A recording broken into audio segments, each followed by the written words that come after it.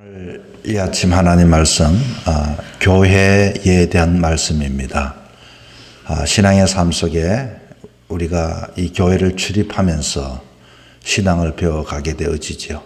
그래서 진정한 교회의 본질이 먼저다라고 하는 말씀으로 이 아침 말씀을 전하도록 하겠습니다.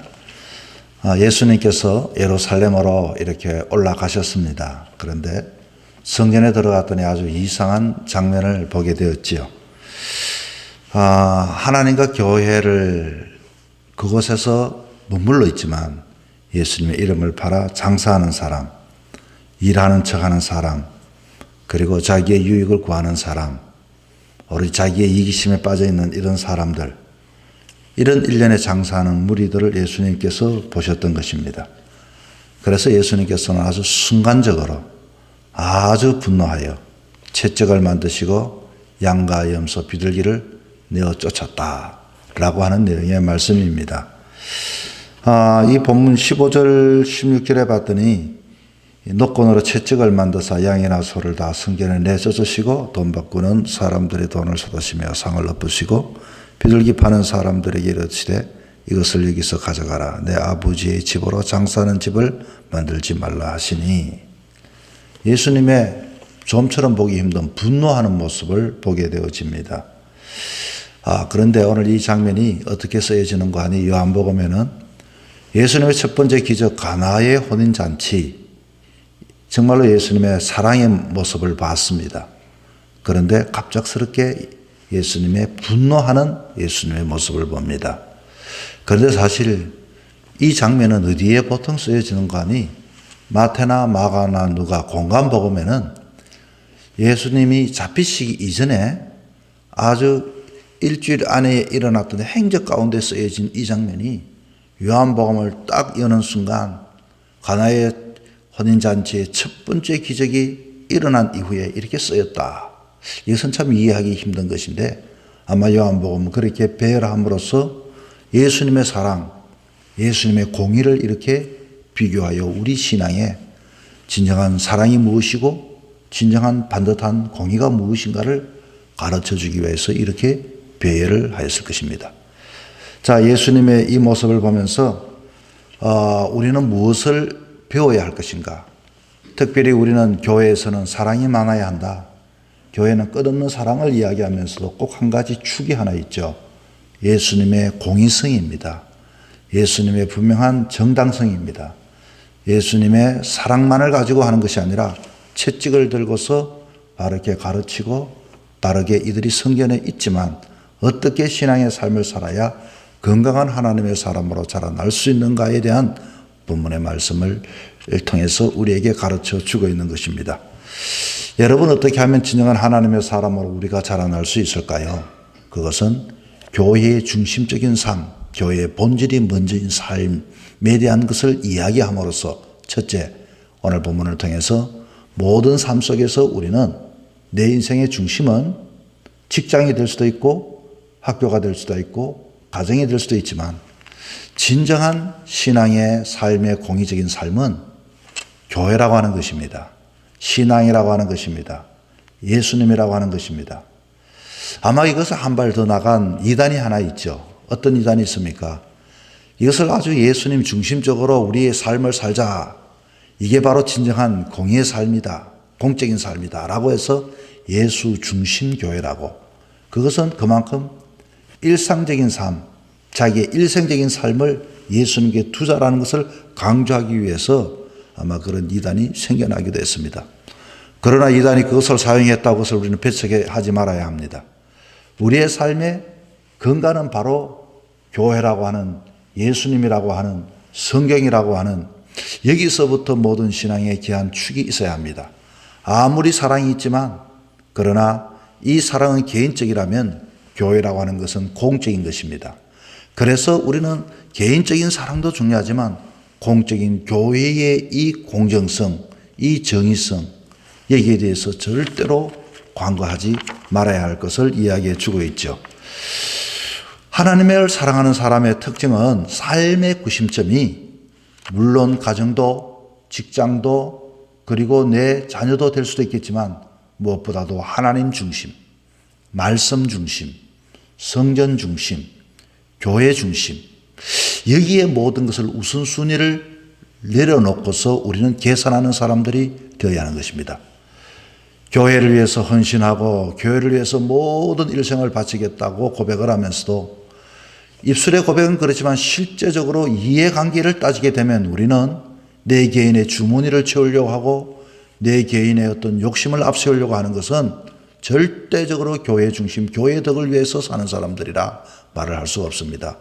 그런 사람들은 신앙이 절대적으로 건강하게 자라지가 않습니다.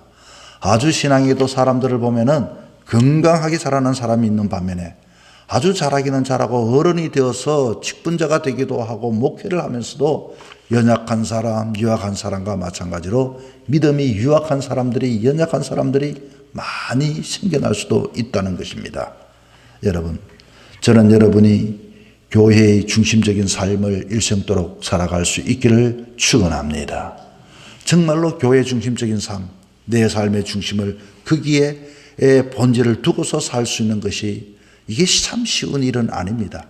우리가 교회를 왔다 갔다 한다고 해서 절대적으로 내 마음의 그 가치관의 중심이 교회에 두며 살 수 있다는 것은 우리는 꼭 그렇지는 않다는 것을 알아야 하는 것입니다. 그래서 이들은 지금 어디 있습니까? 분명히 교회에 있습니다. 분명히 교회에서 이들은 시간을 보내고 있습니다. 그런데 못하고 있죠? 장사를 했다 그 말입니다.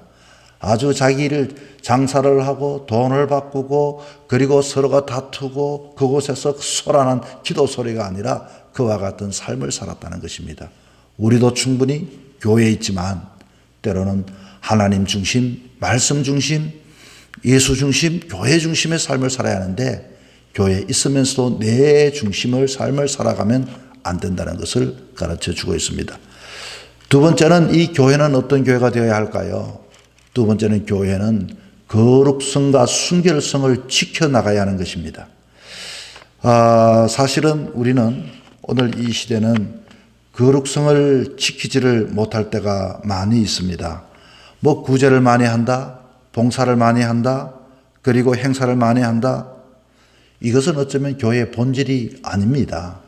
본질을 돕고 교회를 건강하기 위해서 헌신하는 장면인데, 그런데 교회의 본질은 우리가 끊임없이 생각해야 할 것은 우리 교회가 깨끗한가, 순수한가, 거룩한가, 여기에 대하여 초점을 가지고 날마다 신앙의 삶을 살아야 합니다. 어떤 사람은 그런 말이 있죠. 나름대로 처음에는 거룩하게 시작했다가 아주 추한 사람의 모습들을 우리는 보게 되어집니다. 소와 양과 비둘기를 파는 것은 성전에 있어서 정말로 필요한 일이기도 합니다. 편리한 일입니다. 그래서 요즘 사람들 같은 경우에는 어떻게 요즘 시대가 그런데 멀리서 그것 제사물을 가지고 옵니까? 물론 맞는 말입니다. 그래서 편리를 하기 위해서 그렇게 마련해도 어떤 것들이 나중에는 그것이 교회의 거룩성을 해쳐버린다든지 교회의 순수성을 잃어버리게 되어지면 안 된다 그 말인 것입니다. 우리가 이 성소를 지배하는 것이 내 삶의 무엇입니까? 진정 하나님 앞에 예배를 지배하는 것이 과연 무엇입니까? 우리가 교회를 바라보면서 이 교회 안에서 우리는 끊임없이 내 자신이 하나님 앞에 정결한가? 내 자신이 하나님 앞에 깨끗한가? 내 자신이 오늘도 용서받은 죄인인가? 의인인가? 끊임없이 우리는 우리 자신을 순결성과 거룩성을 위하여 애쓰고 노력하는 사람이 되어야 합니다. 특별히 하나님의 특징은 무엇입니까? 거룩하신 하나님입니다. 거룩하다고 하는 것은 속된 것과 함께 할 수가 없다는 것입니다. 하나님을 가까이 하는 사람 또한 깨끗한 사람이 되어야 합니다.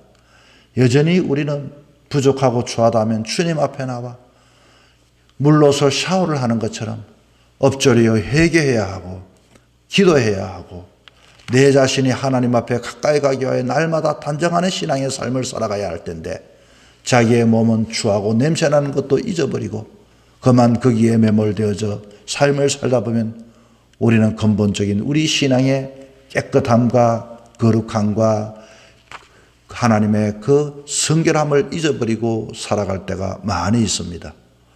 오늘 우리는 하나님의 자녀로서의 삶을 살아가지만 세상의 때를 많이 묻히며 살아갑니다. 나는 그래도 이만하면 괜찮다라고 생각을 하긴 하지만, 그러나 우리는 우리 자신이 하나님 앞에 나는 정결한가, 나는 깨끗한가, 나는 거룩한가, 끊임없이 자기 자신을 돌아볼 때 우리는 주님 앞에 건강한 성도로서 자라날 수가 있게 되는 것입니다. 세 번째로는 오늘 본문 17절의 말씀이 이렇게 말합니다. 제자들이 성경 말씀에 주의 전을 사모하는 열심이 나를 삼키리라. 주님의 성전을 사랑한다. 사람들에게 물어보면 성전을 사랑하는 사람들이 참 많이 있습니다. 그래서 우리는 성교회도 만들고 때로는 나름대로의 단체를 만듭니다. 그런데 거기에는 가만히 보면은 그 열심, 그 만든 것이 예수님이 보여지지 않습니다. 모두가 예수님 때문에 만들어졌지만, 그러나 거기에는 더 이상 예수가 있는 것이 아니라 내가 있고 내 유익이 있고 내 만족이 있고 내 즐거움이 있고 내 기쁨이 있고 우리끼리 힘을 결집하려고 하는 그와 같은 예수님 때문에 교회 안에서 모임들이 도리어 예수님을 삼켜버렸다는 것입니다. 그것은 공의로운 교회의 모습이 되어질 수가 없습니다. 우리는 늘 언제나 이 교회의 중심은 주님 앞에 늘 모이는 삶을 살아가야 할 텐데, 떠나는 삶을 살아가고 자기의 유익을 위한 삶을 살아가고, 그리고 예수님은 보이지 않는 삶을 살아간다면 우리의 신앙은 엄폐어 공정하지가 않습니다. 자, 오늘 말씀은 교회의 본질인 거룩성에 대한 말씀을 제가 여러분에게 드렸습니다. 그런 의미에서 저나 여러분은 모두가 교회인 것입니다. 교회인 우리는 이 세상 속에서 어떻게 해야 할까요? 물론 사랑도 중요하고 베품도 중요하고 나눔도 중요하지만 우리는 내 삶 속에 서열들이 쭉 있다면 첫 번째, 예수 중심적인 삶을 사는 사람들이 되어야 합니다. 뿐만 아니라 우리들은 내 자신을 끊임없이 거룩한가, 정결한가, 하나님과 함께 할 수 있을 것인가, 때로는 작은 그 소유욕 때문에, 작은 잘못된 그와 같은 탐욕 때문에 하나님의 자녀로서의 순수성을 잃어버리며 살아갈 때가 있습니다. 세 번째는 주님 앞에 우리의 이 열심이 예수님을 삼켜버리지는 않는지, 내 자신만이 이곳에 나타나고 있지 않는지, 이것을 우리는 생각하며 사랑의 하나님의 자녀뿐만 아니라 공의로운 하나님의 자녀로서 양축을 가지고 건강하게 자라는 성도들이 되어야 하는 것입니다. 사랑하는 성도 여러분, 우리는 교회를 출입합니다. 교회의 본질을 알고 우리 또한 이제 교회가 되었습니다. 우리가 어떻게 살아갈 것인지 다시 한 번 더 잘 새겨서 사랑의 하나님의 자녀뿐만 아니라 공의로운 하나님의 자녀로서 건강한 하나님의 백성으로 삶을 살아가는 저와 여러분의 삶이 되기를 주 이름으로 부탁을 드립니다.